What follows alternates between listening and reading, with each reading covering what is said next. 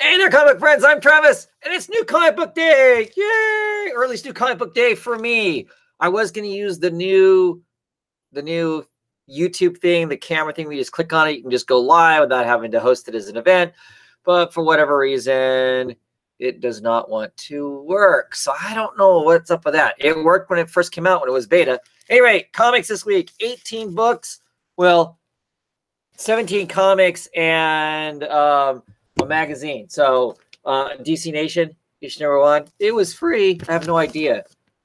I don't know if this is just like basically the equivalent of an advertisement. I have a gut feeling that that's probably the case. Oh no, it's actually got written articles in it. I mean, yes, it's also advertising stuff, but it kind of gives you some extra spiel. I mean, look, you're gonna see the side of Bendis's head and some stuff about Justice League Dark and all kinds of stuff like that. So I'll check that out if I have free time. I'm still reading comics from last week, so I have them read in time to talk about them tomorrow on Comic Book Roundtable, because there will be a Comic Book Roundtable.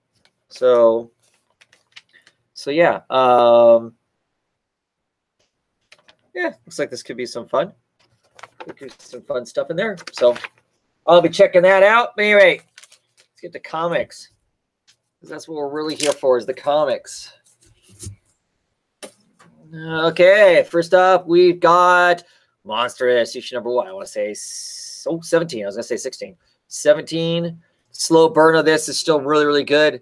Really enjoy it. Really like the art. What you see on the covers, what you see on the inside. We're getting heavy into the ancient beings that once kind of ruled and had the power, and some of them are slipping back out again. You know, our main character here houses one of them, and there's some power struggle going on there, which I really like. But like I said, largely it's about the art. And like I said, it's a decent story. It just it's very slow. It's a very slow story, but that's a bad thing.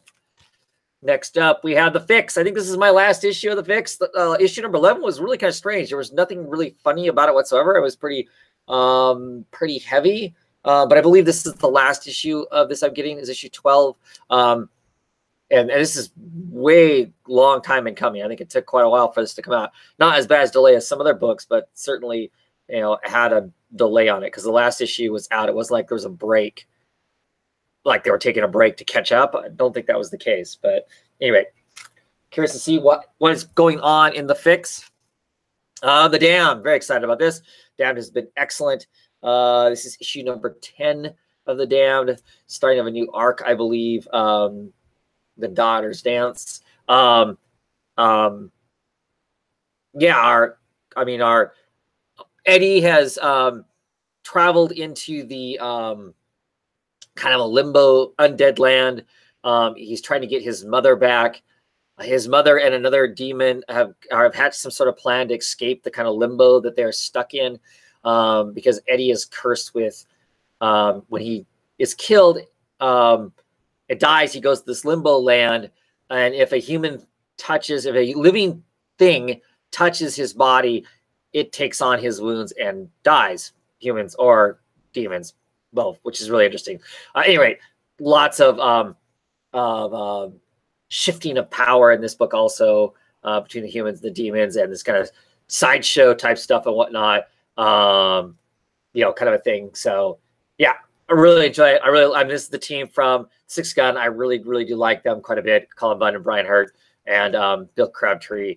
So good stuff. And I see that Luke is in the comments, and he's saying that I got my books on Friday too. Yeah, it must be on a hot streak, right? Because it's actually been that way for the last couple of weeks. Knock on wood. That it stays that way. It's nice to go back to getting the books on Friday. That's been pretty cool. So yeah. Anyway, Copperhead, issue number 19. We're kind of right in the middle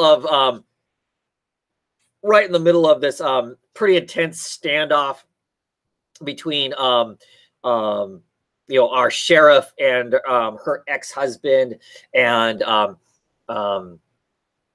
son. You know, her son and Artie, or the Artie. I think they're called Arties. I don't think his name is Artie. They're a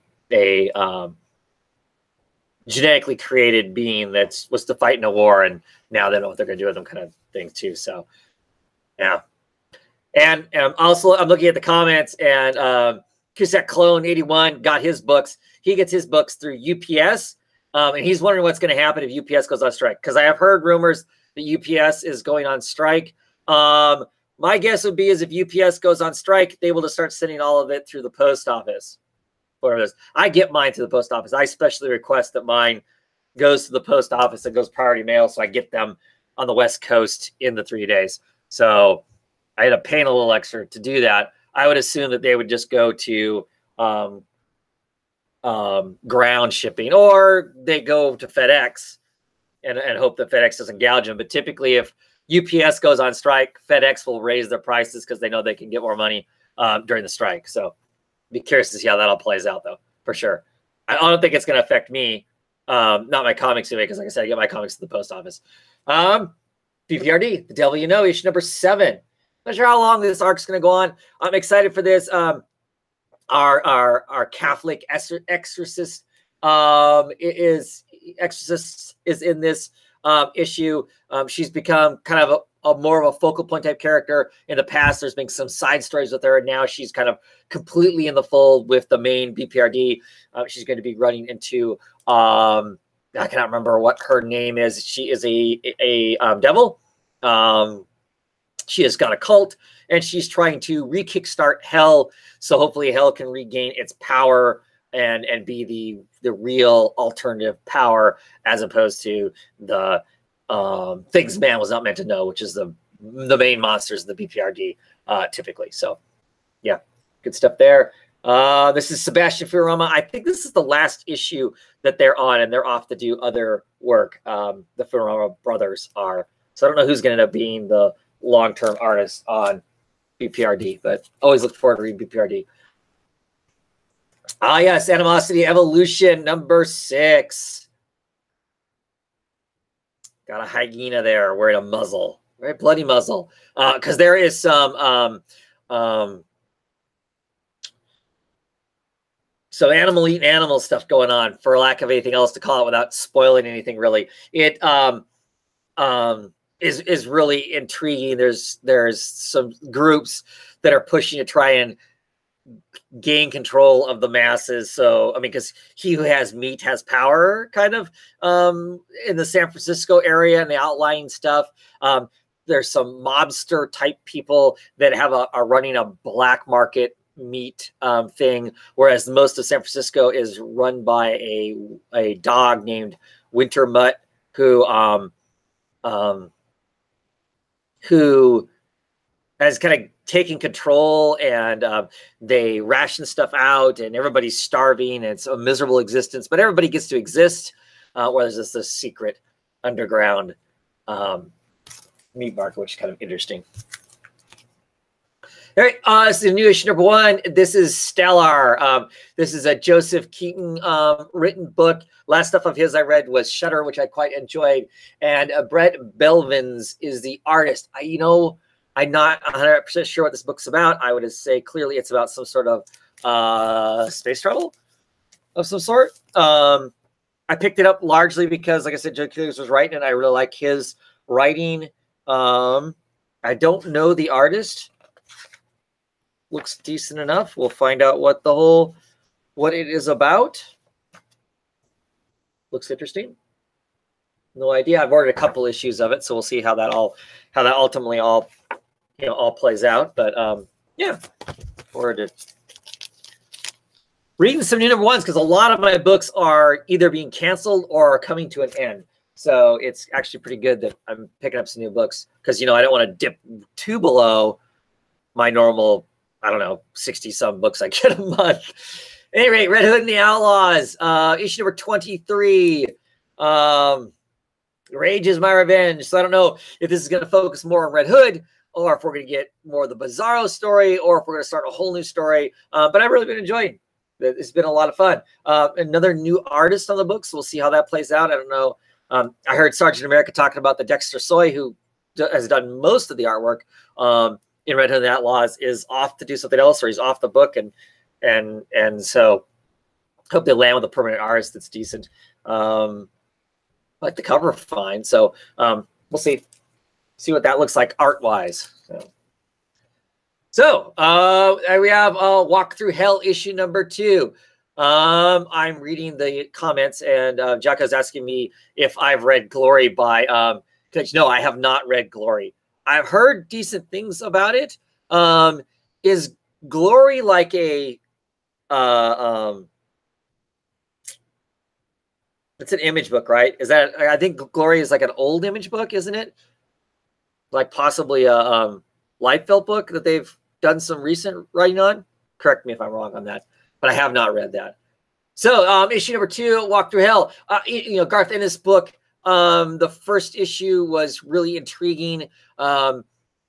I love the way the dialogue was in it. It felt very natural, very real. Get these FBI agents that go wandering off into this warehouse because the other FBI agents that they work with disappeared in the house, in the building warehouse, and never came back.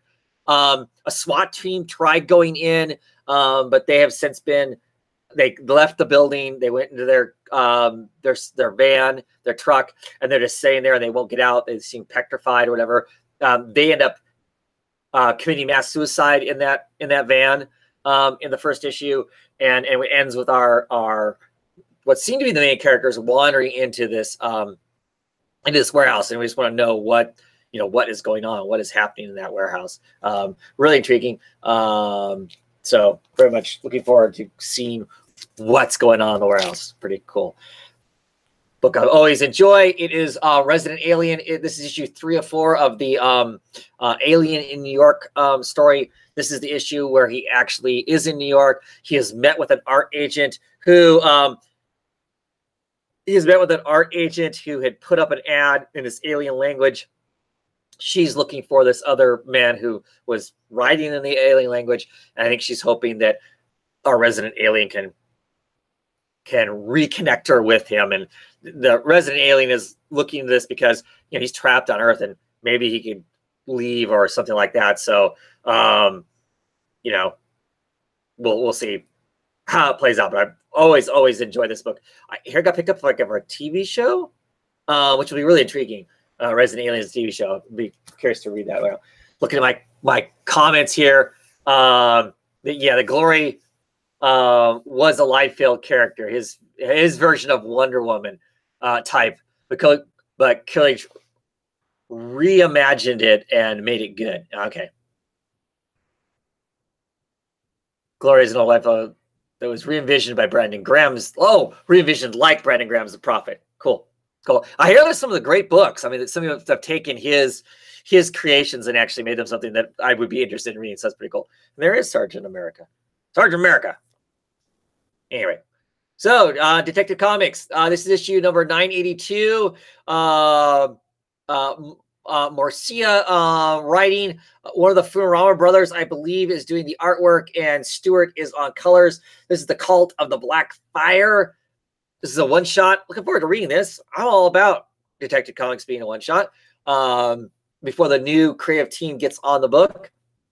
But looking forward to this. I like Marcia. They're doing Wasted Space, which I enjoy quite a bit. As far as like recent things that people might also know from as far as the independent world. So looking forward to checking that out. I'm looking forward to seeing where Detective Comics goes now that it's kind of Titan the Fourth's run of the book is done. So now we're going to see what is next. I'm really looking forward to. I hear it's a super tearjerker this issue. Issue 4 of Dr. Star and the Kingdom of Lost Tomorrows. This is from the Black Hammer world. This is an extremely good book. You wouldn't even have to say it had anything to do with the Black Hammer world whatsoever. It stands up on its own very, very well. And it has been very good. It has been very, very good about this now older superhero who in the process of doing his heroing got into some time issues, and time moves slower for him. His family grew old. His son has cancer and is on his deathbed, and it has some stuff to do with that, some kind of family drama, some father-son kind of stuff, and regrets of not having done things as differently in his youth and stuff. And I like all that. And of course, one of the Futurama brothers is doing the artwork on this, Max. It is quite good. I enjoy it a lot. Like I said, it stands it stands on its own easily. You know, it could be its own story. You wouldn't have to know anything else about Black Hammer whatsoever, and it would be a really good story. So, and young Fred is with us. Good evening, young Fred. And next up, we have Eternity Girl, issue number 4. I've been really digging Eternity Girl. Issue number 2 was excellent. Issue 3 was good too. Got a little weird. And you know me, I like weird, but it was the kind of weird where I'm just not 100% sure what's going on again with some of it. But I'm really digging it. Dig the art. Love this cover too. This is an excellent cover. But bummer this is only 6 issues, because to me, I would love adventures with this a lot.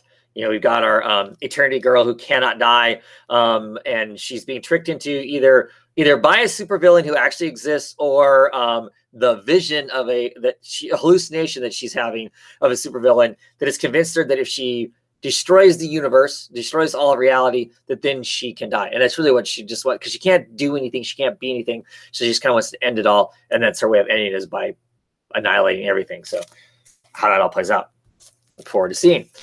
Next up, we have Mr. Miracle issue 9, the variant cover, of course, because I've been picking up all the Michards variant covers.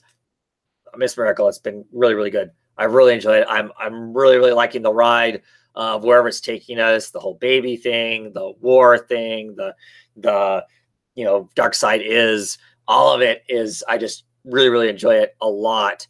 All the little small parts of it and the large parts of it. You know, is it the best work? I don't know yet, because it's not ended. But it is a book I thoroughly enjoy, and it's always the top of my list to read right away. Speaking of books that are ending, it's the new Superman, Justice League of China, issue number 24 is the final issue. 2 years. Really enjoyed this book. I like this character. I like the rest of the Justice League. They are all fun, interesting, new takes on some old ideas. I'm just enjoying it. I think it's a lot of fun. It was a good run, and you know, I'm okay with it ending. It's not like it's the end of the world. The art towards the end was not as strong as what it started out as, but it's still been enjoyable, and so I'm happy to have picked up the 24 issues. So, okay. Next up, we have Plastic Man, issue number 1. This is a miniseries, 6-issue miniseries written by Gail Simone. Milo on artwork with Kelly Fitzpatrick doing the colors. I'm just really curious to see where they're going to take this at. Plastic Man is one of those characters. I don't know that I'm a huge fan of Plastic Man. I hate Plastic Man. I hear the original Plastic Man stuff. There's some incredible work out there, and I've been talking live with Eric from Longbox Review, and during that live chat, Sleepier 666 Damien posted up some pictures for us to look at of some of the old Plastic Man work, which is incredible. I doubt this is going to be that depthy, but I'm curious to see what Gail Simone does with the character. You know, Plastic Man is one of those characters that in the past I've always seems like it'd be really easy. You could slip into him being kind of the sleazy, kind of skeezy, leery at women kind of thing, and whatnot. And I'm curious to see where Gail takes it, because you know she's not going to take it there, or if she takes it there, it's going to be taken there in a completely different kind of way. So curious about that. And what else is in this? Is it going to just be a funny book, or is it going to have some sort of message in it? And I'm hoping it has a message in it too, kind of thing. So looking forward to checking out. Real curious about that. And finally, this time around, a book I am super excited to be picking up. It is issue 1 of Proxima Centauri. And really, the real reason I'm excited about it is the creator down there. And I can never say the guy's name. Farrell Darble. I talked with him at Emerald City Comic Con. He does Pop War. I really like his Pop War stuff. I've been getting that in the reissues of trades of it. I think it originally came out as a Dark Horse Presents story, or under Dark Horse. But anyway, they've republished it under Image, so I picked up the trades of that. I just really, really, really like his artwork. And he is the Toadies? That doesn't sound right. It's something like that. That he's also like want to say it's like more of a kid's book that is fairly popular by him too. But I'm just really excited about his work. He's just really very imaginative, very whimsical, and that sort of stuff. And I'm just curious to see this new world where he might go with this new world and whatnot. But like I said, I have around here a signed print by him, which I don't know. I'm not really that much into prints, but like I said, I really dig the guy's art, and so I'm curious to see, what all it entails. So here's just some of the basic art with it. It has a kind of a zine feel to it, as far as that goes. But like I said, it's just very the imagery and stuff of it is just, to me, is really cool. I have, like I said, no idea what the story's necessarily going to be. I guess you could consider these lots of big open wasted pages as far as paneled